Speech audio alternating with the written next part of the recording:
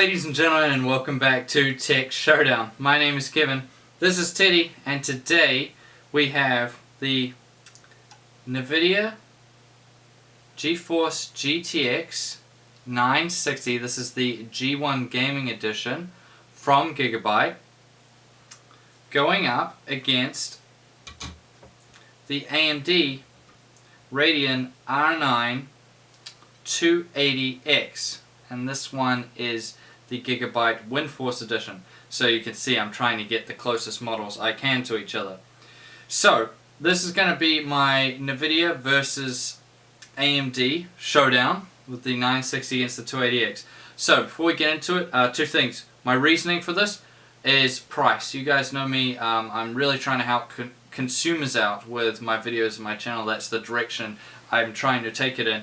And most of the places I look, both here in New Zealand and overseas in the United States and other places, these two cards seem quite close in terms of price.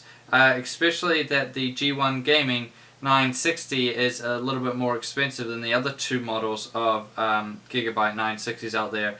And the Windforce 280X is usually one of the cheaper 280Xs. So most places I look, the 280X is still slightly more expensive, but it is quite close for the most part. And when different sites have specials and different things, then the pricing will be either closer or further away. Just depends, but for the most part they are quite similar in price.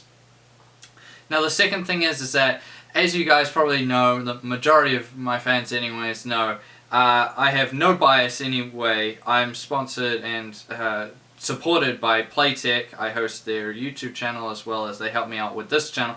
Playtech both deals in AMD and NVIDIA. They don't care either way. I don't care either way. I just care about what's the best. So, and you guys have seen I've done plenty of NVIDIA and a ton of AMD videos, so I don't go one way or the other. I just care about what's best because I'm trying to help you guys out. So let's dive straight into it then with the GPUs.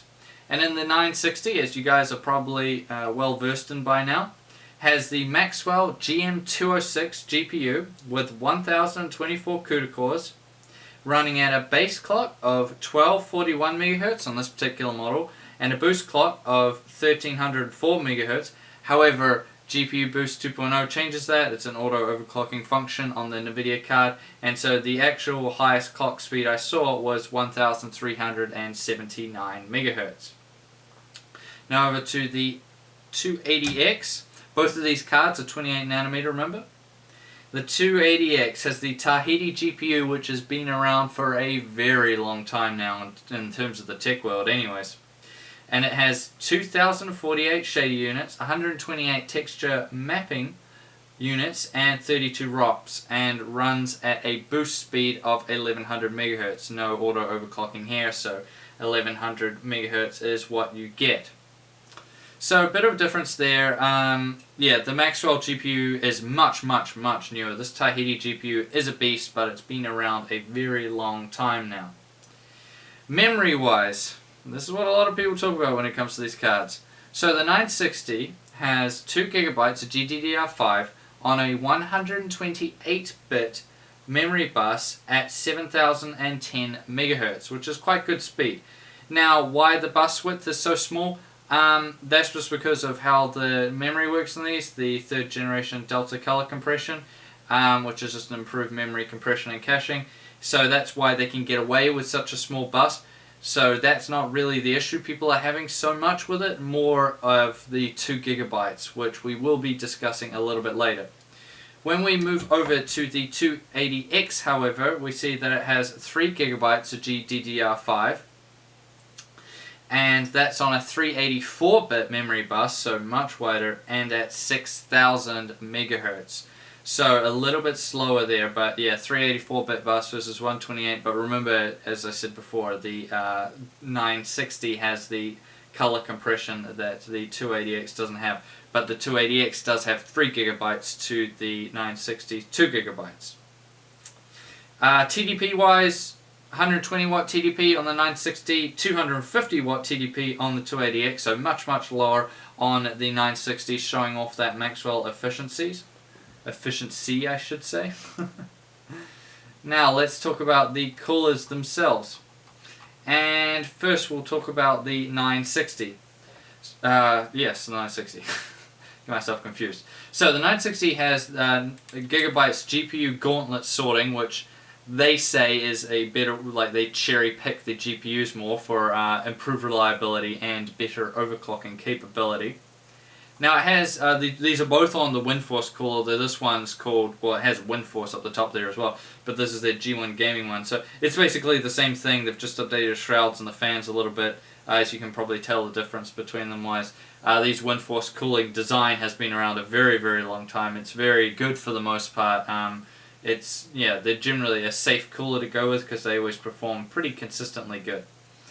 But this also has their 0 decibel fan technology, which means that these fans will be turned off when the card is under a certain temperature or a certain power load, which is good. It also means that, yes, you don't have that fan noise, although most cards at idle anyways or lower loads, the fan noise is very minimal anyways, but it's a nice thing to have, and these lights light up as well to show you that the fans are turned off, these LED indicators.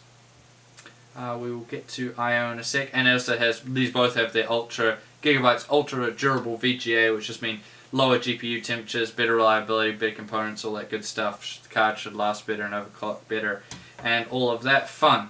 When we move over to the 280X, it's a similar affair. So obviously, Windforce cooler, the same. The difference in fan size, obviously these are the older style Windforce cooler, but as far as the heat sinks go and the design, it's very similar. 3 heat sinks, they're triangle cool technology, just a difference in the shrouding and the fans.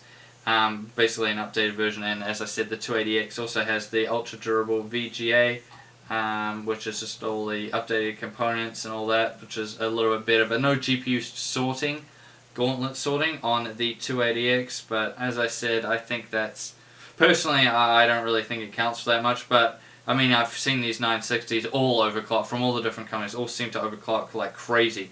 So I don't think it's just an exception that the Gigabyte one overclocks exceptionally more than the others. But you never know, maybe they do overclock a little bit better. Maybe if enough people start overclocking all the different 960s, you will see the Gigabyte ones doing slightly better. I/O wise, pretty standard on the 960, so you get a triple DisplayPort, single HDMI 2.0 port, DVI-I and DVI-D, so very good there. You'll be able to power triple G-Sync displays of it if you really want to go that hard. Over on the 280X is a bit more basic, twin mini display ports, HDMI and DVI-I. So much more standard there. I'll go with SLI as well, so 4-way crossfire capable on the 280X, whereas you can only have 2-way SLI on the 960. Size-wise, the 960 is actually longer. So length, we'll just go over all of it. So 960, 295 millimeters long, 114 millimeters wide, and 43 millimeters tall. The 280X, 285 millimeters long, so 10 millimeters shorter, 126 millimeters wide, so a bit wider, over 10 millimeters wider, and 38 millimeters tall, so it's a bit shorter as well. But the 960 does have that nice backplate on it, very sexy backplate, so that will have been why it's a little bit taller. So with all that out of the way, let's get into the benchmarks and see how these guys perform. And where else we start but Unigine Heaven 4.0. So this is DirectX 11, everything maxed out 1080p. The Windforce 280X, 38.2 frames per second average. The G1 Gaming 960, 33.5 frames per second average. So decent little win there for the 280X. Now Heaven again, this time OpenGL, once you get everything maxed out, 1080p. The 280X scored 31.9 frames per second average. The 960 scored 30.9 frames per second average, so very, very close there in OpenGL. That does usually bring them close together, but yeah, that's quite close there. Now into some games. So Tomb Raider, this is everything maxed out without VSync, 1080p. The Windforce 280X, 68.3 frames per second average. The G1 Gaming 960, 60.3 frames per second average, so about 8 frames there better, well exactly 8 frames better for the 280X there. Now Bioshock Infinite, this is on user setting 2. The 280X, 91.1 frames per second average. The GTX960, 76.1 frames per second average. So the 280X there really pulling ahead. I just want to note right now that Bioshock Infinite wasn't using up all of that 2 gigabytes of memory on the 960, so that wasn't the reason there for the big discrepancy, although it was getting quite close. Now, last game, Shadow of Mordor on the Ultra preset. The Windforce 280X, 61.2 frames per second average, and the memory usage was 2,402 megabytes, which is obviously more than what the 960 has. So when the 960 did it, it only scored 48.6 frames per second average, and it was maxing out its video memory. That's at 1080p, remember. So what does that tell us then? Well, yeah, it's a pretty big victory for the 280X overall. It's beating it in every single benchmark, although some of them were closer than others, but overall it did beat it in everything. That 2 gigabytes of video memory on the 960 is not enough even in some 1080p games. This will only be the case even more in the future as games get more and more demanding. So yeah, overall the 280X wins here. It's just able to put up better numbers. It's as easy as that. You guys could see the difference for yourself.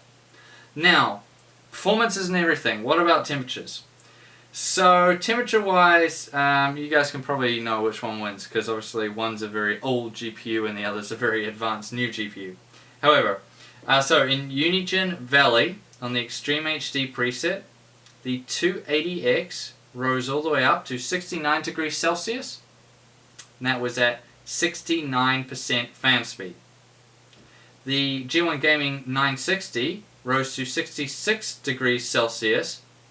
You think, well, it's not too close, but then it's only at 32% fan speed, so it's barely turning over. And remember, the fans don't even turn on till about 62 degrees Celsius. So if you had your own fan curve set, so the fans are going all the time, it wouldn't even get. I don't even think it would go above 60, to be honest. So yeah. Now Unigine Heaven, I also talked about the highest temperatures in there. And then the Heaven benchmark, the Windforce 280X went to 68 degrees Celsius, and the 960 went to 66 degrees Celsius. So again, that's basically because of the fans not turning on the 960, and even when they do, they don't ram up much. Very, very conservative fan curve on the 960, and it's got plenty of thermal headroom, as you can see, heaps of fan speed you can use on it. So yeah, the 960 definitely wins when it comes to temperatures. Now noise. So of course I'm going to let you guys judge this for yourself, like always. Both of them were very quiet at idle, but for this noise test it was on load, so during the Unigine Valley Extreme HD benchmark. So this is what the Windforce 280X sounded like during the benchmark.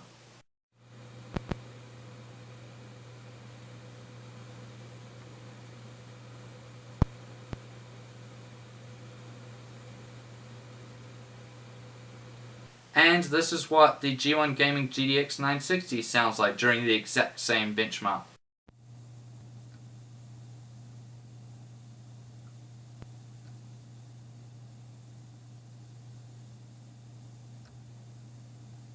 So the 960 there is much better in terms of noise. It's just dead quiet all the time. It's very hard to actually ramp it up to so you can hear it, especially if you have your game audio blasting. You won't even hear it. So very, very quiet, very impressive in the noise department. That brings us now to the conclusion. And I'm going to add quite a big disclaimer this time of which one I give it to.